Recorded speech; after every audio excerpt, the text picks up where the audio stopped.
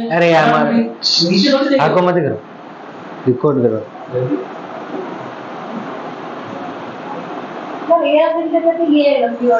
अच्छी मल्लियर है, मल्लिये यार सब मल्ले इनाम है मल्ले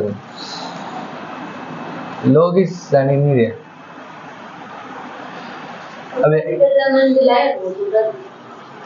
सर सोरा दीदा है देखो। Everybody, good morning. Everybody, good afternoon. क्या हाथ को मत करो। सभी का नमस्कार। आज हम एसआई के फटाफट लेकिन देखो एसआई के मत बोलो, बस रिकॉर्ड करा दो, बस सलाह दीजो। नमस्कार, आज आप सभी का स्वागत है। और एसआई के हिंदी पेपर के लिए हम पहला टॉपिक स्टार्ट करने वाले हैं, जिसका नाम है संधि। संधि का अर्थ क्या होता है, संधि शब्द में कौन सी संधि है, संधि का विलोम क्या है, वर्ण क्या होते हैं, वर्णाक्षर क्या होते हैं, वो सब नोट्स बना रखे हैं, उसी से समझाऊंगा। आप चाहेंगे तो इनको लिखेंगे और लिख भी सकते हैं, इसमें कोई समस्या नहीं है। पर सबसे बड़ी समस्या समय की है, तो समय की समस्या को समाधान के लिए आपके लिए पहले से ही लिख कर लाया हूं, ताकि आपको कम समय में ज्यादा समझाया जा सके। ठीक है, शुरुआत करते हैं। 5 प्रश्न आते हैं इसमें। 5 प्रश्न 2 व्यंजन संधि के, 2 विसर्ग संधि के और ज्यादा से ज्यादा 2 स्वर संधि के आ जाते हैं। ठीक है, हम बात करेंगे संधि, समास, उपसर्ग और प्रत्यय की। संधि, समास, प्रत्यय और उपसर्ग जो है, इनका एक विशेष क्रम होता है। अब बात करते हैं एसआई के सिलेबस के लिए। मूलतः बात करेंगे, ये रीट, पटवार, बाकी सभी परीक्षाओं में आए। ठीक है, हम बार बार इसके बारे में चर्चा नहीं करेंगे कि ये कहाँ के लिए महत्वपूर्ण है, हम सीधा टॉपिक पर मूव करते हैं। देखिए, संधि शब्द का सामान्य अर्थ होता है जोड़ या मेल। संधि शब्द का सामान्य अर्थ क्या होता है, जोड़ या मेल।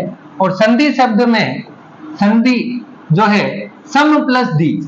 सम का अर्थ है अच्छी तरीके से, और दी का मतलब है मिलना, अच्छी तरीके से मिलना। अब अच्छी तरीके से कौन मिलेगा, वर्ण। तो सामान्य अर्थ में हम कहें कि दो वर्णों के मेल से होने वाले विकार को संधि कहते हैं। 2 वर्णों के मेल से होने वाले विकार को क्या कहते हैं, संधि। अब हम बात करते हैं कि वर्ण किसे कहते हैं, और बात करें कि संधि का विलोम क्या होता है। तो संधि का विलोम होता है विग्रह।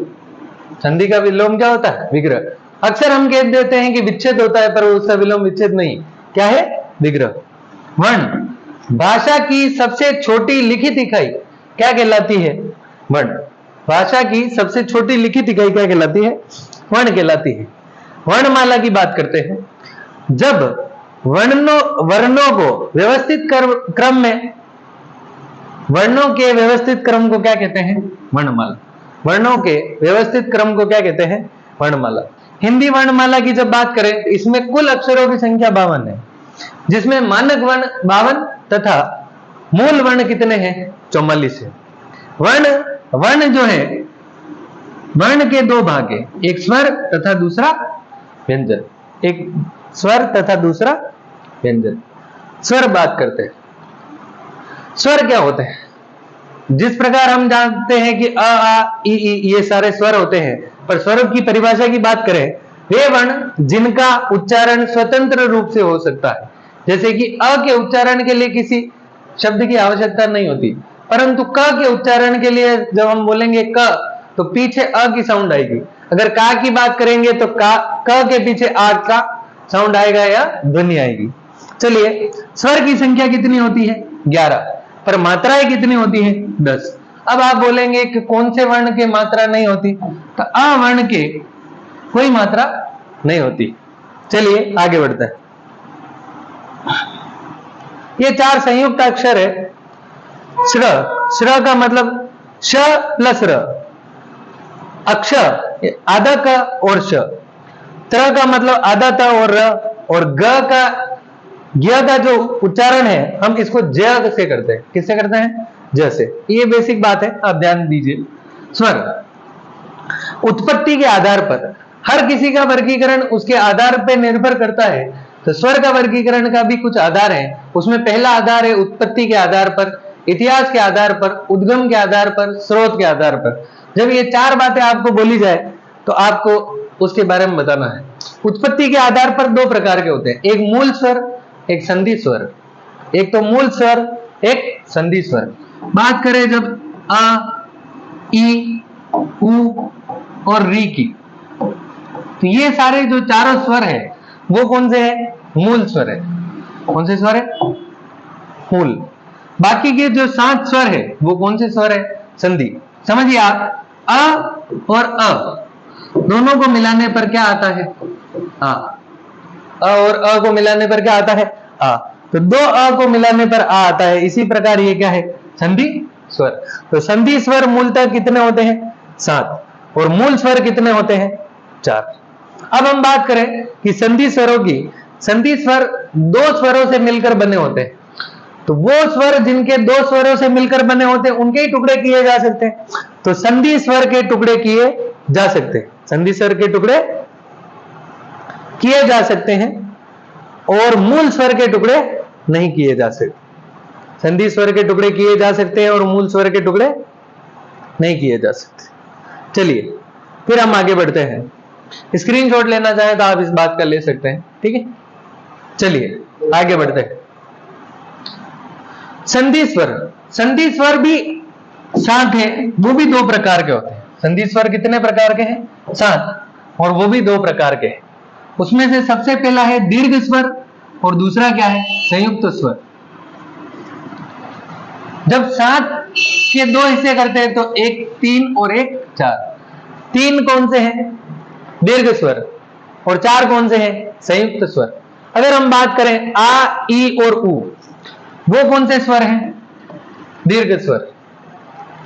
और संयुक्त स्वर कौन से? ए, आई, ओ और औ। अब हम बात करें दीर्घ स्वर किसे कहते हैं? समान स्वरों के मेल से बने स्वर क्या कहलाते हैं? दीर्घ स्वर। अगर हम बात करें अ प्लस अ बराबर क्या बनता है? आ।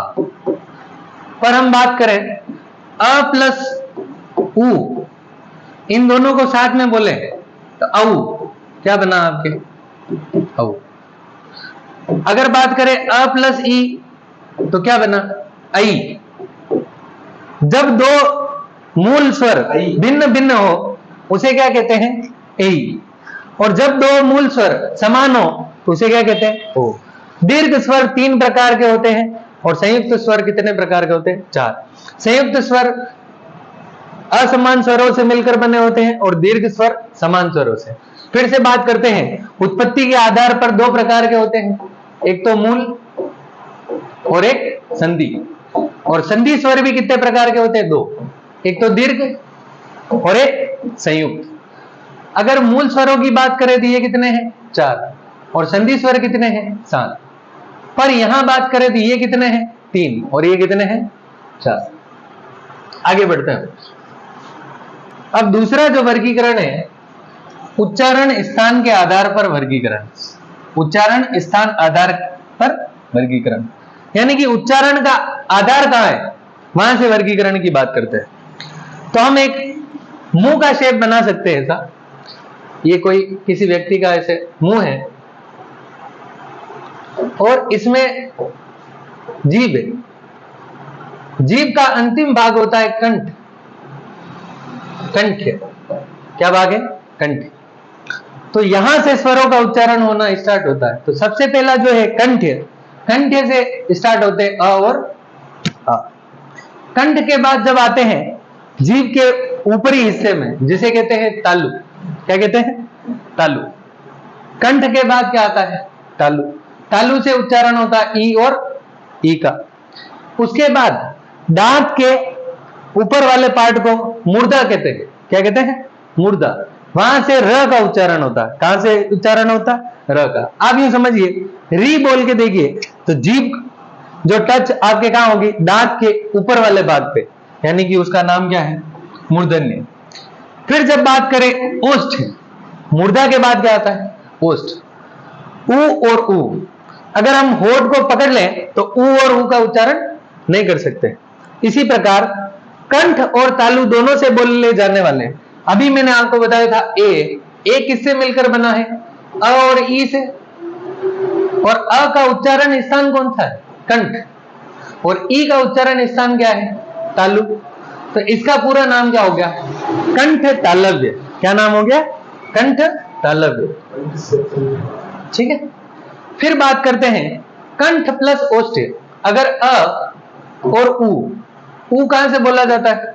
ओष्ठ से। अ कहां से बोला जाता है? कंठ से। अगर इन दोनों को मिक्स कर दें तो क्या हो गया? कंठोष्ठ।